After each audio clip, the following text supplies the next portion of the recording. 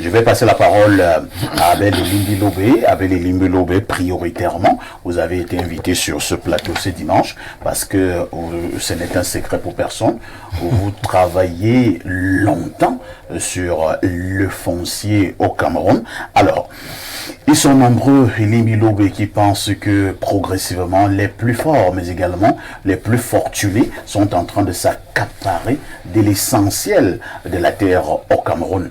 N'est-ce pas un véritable risque? Un très grand risque, surtout dans des régions qui font l'objet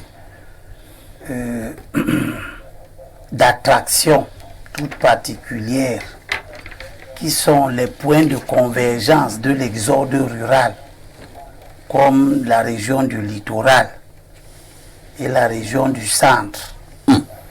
Et dans ces régions-là, les départements comme le Fundi et le Vouri dans le littoral sont particulièrement en situation très difficile. Et les départements avoisinants. Et même les départements. Puisqu'en fait, il y a le rayonnement métropolitain de Douala et de Yaoundé. Pour le cas de Yaoundé, la Mofokono, la Mofafala, la Léquier, pour le Vouri, le Nkam, le Vouri, on les mêmes, le Mongo. Et même désormais la Sanaga maritime. Et même la Sanaga maritime. Ajoutez à cela maintenant les départements ou les arrondissements ou les endroits, les zones où il peut se développer une grande activité économique, par exemple l'océan, avec l'avènement du port autonome. Du coup, les populations autochtones se retrouvent dans des situations extrêmement difficiles qui sont le fait, et je pense que c'est la plus grande contribution que j'ai envie d'apporter dans la réflexion d'aujourd'hui, qui sont le fait des fonctionnaires et de la corruption. Ce n'est pas la simple pression en elle-même qui fait problème. Parce que si la pression se développe, il n'y a que deux possibilités. Soit les gens qui arrivent respectent les lois et règlements et s'installent conformément aux législations en vigueur, et ça ne posera aucun problème. Soit ils occupent des dépendances du domaine national conformément à la législation, c'est-à-dire que l'État autorise ces occupations-là en les surveillant, en délivrant les permis d'occuper régulièrement.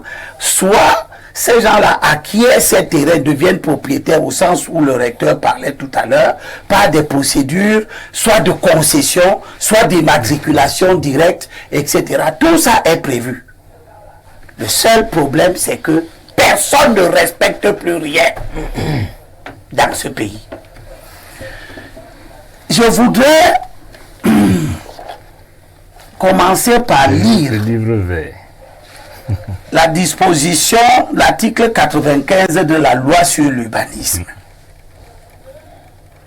qui définit la responsabilité de l'État. L'article 95 de la loi sur l'urbanisme dit que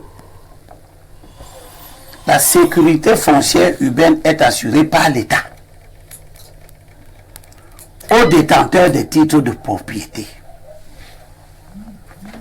des actes transformables en titres fonciers, des actes de droit de jouissance et des autorisations d'occupation du sol. C'est à ces personnes-ci que l'État doit garantir la sécurité foncière. Les gens qui ont des titres de propriété, des autorisations d'occupation du sol. Mais des choses d'une gravité extrême se produisent. Je vais vous montrer un premier exemple. Dans une affaire dramatique comme l'affaire d'Ikolo. Oui, une affaire qui a créé, qui a fait couler beaucoup d'encre et de salive. Hein. Et qui doit encore faire couler beaucoup d'encre jusqu'à ce que l'État assure la sécurité foncière des détenteurs des titres qu'il y avait là-bas. Il y avait eu, au plus fort de cette affaire, une commission qu'on avait appelée la commission du gouverneur du littoral. On ne sait pas si c'était son initiative personnelle ou si c'était des hautes instructions, peut-être même des très hautes instructions. Mais il avait fait tenir une commission pour examiner toute cette affaire. Et c'est dans les travaux de cette commission-là que le service départemental des domaines des affaires foncières, etc., qui faisait partie de la commission, a établi sur cet endroit l'existence de 21 titres fonciers. 21 titres fonciers. Donc l'État du Cameroun a la capacité à tout moment de savoir, s'ils veulent le savoir, quels sont ceux qui ont déjà immatriculé des terrains à un endroit donné. Mais à cet endroit-là, l'État, les fonctionnaires ont fait établir au profit de l'État du Cameroun 3 titres fonciers. Le 924, Vouri, le 925, Vouri, le 926, Vouri. Je vous ai gardé ici, j'espère pouvoir trouver ça rapidement, un certificat de propriété de l'un de ces 3 titres fonciers établi au nom de l'État du Cameroun. Vous allez lire quelque chose d'extraordinaire là-dessus. Alors, ici, c'est... Oh, il est où? J'espère le trouver rapidement. Voilà, tout ça. Vous avez beaucoup de documents. Oui, tout ça, ce sont les certificats de propriété des titres fonciers qui existent à cet endroit. Alors, l'État du Cameroun s'est fait délivrer 3 titres fonciers, comme je le dis là. Et ces 3 titres fonciers, dans les travaux de la commission du gouverneur, le chef service départemental du cadastre a dressé une carte qui montre comment ces titres fonciers qui ont été délivrés à l'État du Cameroun sont posés. Le plus grand, c'est le 924, qui a 2 hectares et poussière. Vous voyez comment il chevauche des titres fonciers qui existent déjà à cet endroit.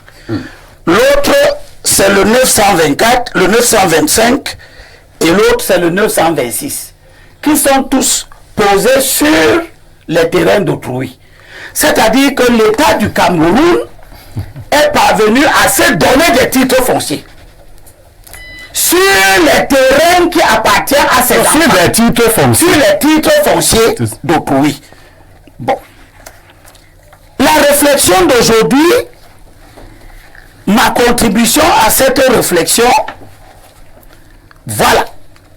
Voici l'un des certificats de propriété de l'État du Cameroun, à Dikolo. Il est écrit dessus, le conservateur foncier du Vouri A. Vouri A, c'est que dans l'ancien temps, il y avait la conservation foncière du Vouri. Le Vouri étant devenu très grand, très peuplé, etc., on a décentralisé un peu, même si toutes ces 3 conservations se trouvent au même endroit. On a donc dit Vouri A pour un certain arrondissement, Vouri B pour d'autres, et Vouri C, ainsi de suite. Le problème se déroulant à Bonanjo, ça c'est Vouri A. C'est pour ça que le conservateur de Vouri A est compétent, et il dit: certifie que le terrain urbain d'une superficie de 2 hectares, 21 à 17 centiares, situé à Douala 1er, quartier Bali, lieu dit Beseke, formant la parcelle A du titre foncier 924 de la conservation foncière A du département du Vouri, établi le 28 avril 2020, appartient en toute propriété à l'État du Cameroun pour l'avoir acquis par immatriculation spéciale. L'immatriculation spéciale, c'est quoi? On connaît l'immatriculation directe, c'est-à-dire quand l'État vous donne un titre foncier sur une dépendance du domaine national. On connaît la concession quand l'État vous dit d'exploiter. Au bout d'un certain temps, ça peut devenir pour vous, parce que la mise en valeur est probante. On connaît les morcellements, c'est-à-dire que monsieur le recteur est propriétaire, il a déjà un titre foncier et toi tu t'en vas chez lui acquérir une partie, on morcelle son titre foncier, on te donne, on connaît la mutation, c'est-à-dire tu as acheté et ce qui appartient au recteur devient pour toi, ou alors la mutation par décès, c'est-à-dire c'était ton père qui avait, il décède, tu fais un certificat d'héritier, comment on appelle ça, d'hérédité, tu es le successeur légal et tu fais muter le titre foncier de ton père à ton nom. Voilà ce qui est connu. Qu'est-ce que le conservateur appelle ici immatriculation spéciale? Suivant le décret numéro 2020-004 du Premier ministre du 9 janvier 2020 du Premier ministre chef de gouvernement. Quel est ce décret? C'est le décret d'expropriation qui a été fait sur la place de Dikolo. Or, que dit ce décret? Ce décret exproprie un titre foncier qui est le 750 Vouri, qui se trouve à Bonantoné, qui a 143 mètres carrés. Et la loi sur l'expropriation, le directeur ne me démentira pas, la loi est ici. Elle prévoit qu'en situation d'expropriation, le titre foncier exproprié est muté au profit du bénéficiaire de l'expropriation. Qu'est-ce que cela veut dire? Cela veut dire que dans le cas que j'évoque ici, c'est donc le titre foncier exproprié, le 750 Vouri, qui aurait dû être muté au profit de l'État du Cameroun. Pour autant que c'est l'État du Cameroun qui est bénéficiaire de l'expropriation. Or, on n'a pas muté de titre foncier 750. On a fabriqué à l'État des nouveaux titres fonciers, posés sur les terrains d'autrui. Qu'est-ce que cela veut dire? Vous allez chuter Limbé-Lobé. Dans un premier temps, parce que je reviendrai. Oui. Qu'est-ce que cela veut dire? Cela veut dire que ceux qui sont chargés d'assurer la sécurité foncière urbaine se sont mis dans des conditions d'incapacité à savoir à qui appartient réellement ou le statut foncier réel d'un terrain qu'on veut immatriculer. C'est extraordinaire, monsieur Parfait, ici. Je chute dans un premier temps avec cette affaire-ci qui est tout autant extraordinaire. C'est la succession Bolo à Bonapriso contre M. Fossing Fabrice Eric demeurant à Douala. La succession Bolo se fait établir en 1977. Bolo, c'est un Bonadouma, c'est donc un Douala de Bonapriso qui, dans le cadre de nos pratiques habituelles, reçoit une dotation foncière de la part de la collectivité de Bonapriso et décide de faire immatriculer ce terrain qui est de 740 quelque chose de mètres carrés sous le titre foncier 6610 Vouri. Il fait immatriculer ce terrain-là en 1977. Il décède en 1979. Puis, ses enfants veulent libérer le terrain d'occupation occupé par M. Fossi. Pour être bref, peut-être que je reviendrai. M. Fossi, pour se défendre alors qu'il a déjà été condamné par le tribunal de première instance, statuant publiquement et contradictoire à l'égard des parties en matière civile et commerciale, en premier ressort, ordonne l'exécution, ordonne l'expulsion de M. Fossi, de l'immeuble, objet du titre foncier 6610 Vouri, c'est-à-dire appartenant à la succession Bolo. Ordonne l'exécution provisoire. Puis, M. Fossi saisit la cour d'appel pour une défense à exécution. Et à la cour d'appel, il produit un titre foncier, le 009 Vouri. Comment M. Fossé lui l'a fait pour produire le titre foncier? Il ne produit pas le titre foncier en première instance. Il le produit en appel. Puis la cour d'appel fait venir les géomètres du cadastre. Les géomètres du cadastre examinent les deux titres fonciers. On trouve que le titre foncier 009 Vouri, délivré en 2013, se trouve à l'intérieur du titre foncier 6610, délivré en 77, c'est-à-dire 36 ans avant. Puis, la cour d'appel se déclare incompétent. Et elle ordonne la défense à exécution du jugement rendu en première instance.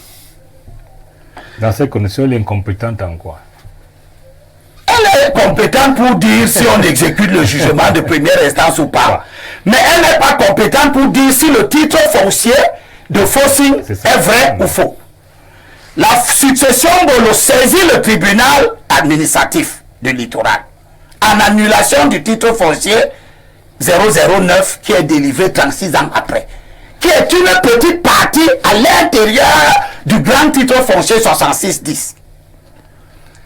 Au regard de tous les éléments, après avoir entendu tout le monde consulter le cadastre et tout, le tribunal administratif du littoral annule le titre foncier 009 pour des raisons qui peuvent être évidentes à tout le monde. Puis,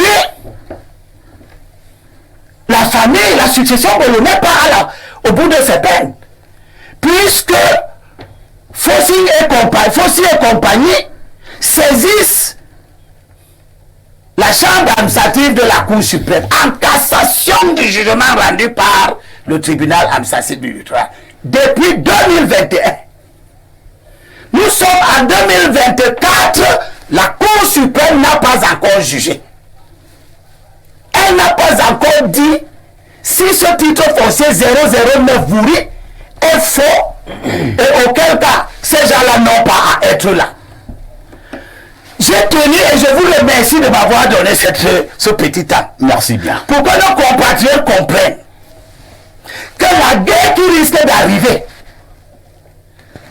est causée par les fonctionnaires, par leur appétit à l'argent, à la corruption, mais aussi par tous les bandits en col blanc qui font de l'idée que Parfait Ayissi n'a pas les moyens de se défendre parce que c'est un pauvre type, que les enfants de Parfait Ayissi, la succession Parfait Ayissi n'a pas les moyens.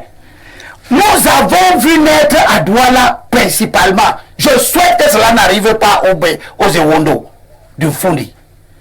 Une catégorie de personnes qui se sont donné le pouvoir de prendre la justice en otage, de faire aux juges des dilatoires en n'en plus finir. L'affaire Mboloko dont je vous parle a déjà fait 30 ans.